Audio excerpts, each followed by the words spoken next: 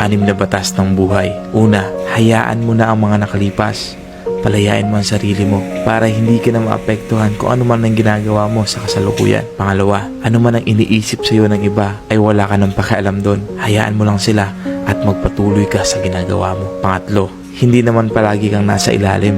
Malay mo baka bukas, umangat ka naman. Halos lahat ng bagay ay magiging okay pagdating ng tamang oras at sigurado pagtatawanan mo na lang ang mga nakalipas. Pang-apat, huwag mong ihugot sa iba ang kasiyahan mo. Hindi responsibilidad ng iba ang iyong kasiyahan, kundi ikaw lang. Ikaw lang ang magpapasaya sa sarili mo. Pang-lima, huwag mong ikukumpara ang iyong sarili sa iba at huwag mo silang husgahan. Hindi mo alam kung ano ang kwento ng buhay nila at kung ano-ano ang kanilang mga pinagdaanan at ang lakbay na kanilang tinatahak. Pang-anim, humiti ka lang o tumawa ka. Hindi naman ganun kahaba ang buhay para problemahin mo ang sarili mo araw-araw. Enjoy mo lang ang buhay.